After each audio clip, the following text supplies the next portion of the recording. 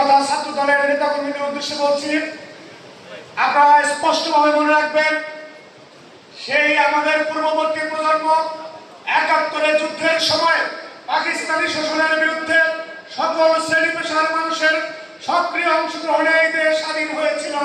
কিন্তু স্বাধীনতা পরবর্তী সময়ে সেই বিজয়কে ছিনিয়ে নেওয়ার জন্য এবং একচেটিয়া মুক্তিযুদ্ধের চেতনার ব্যবসা করেছিল আওয়ামী লীগ।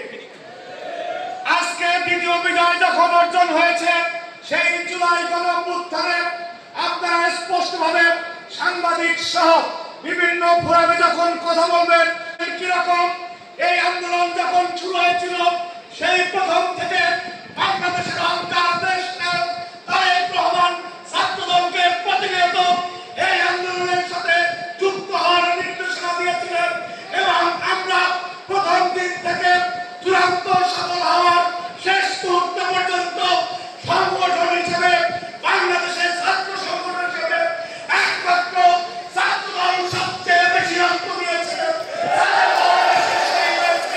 এবং এই জুলাই গণঅভ্যুত্থানের প্রথম শহীদের নাম শহীদ ওয়াসিম আকরাম, জাতীয়তাবাদী ছাত্রদলের নেতা।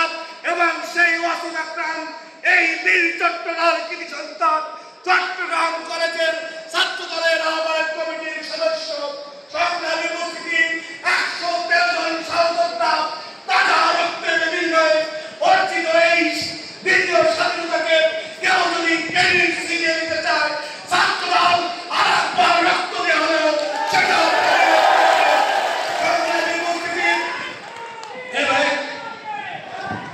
আমি শেষ করছি।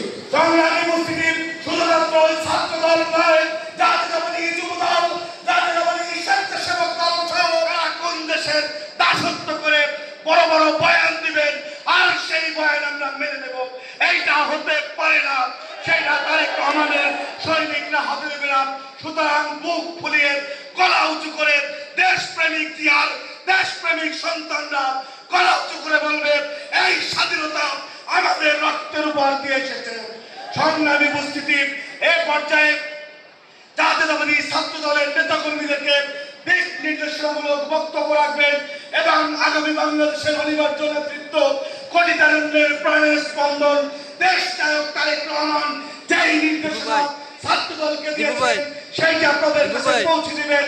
এই জনমতের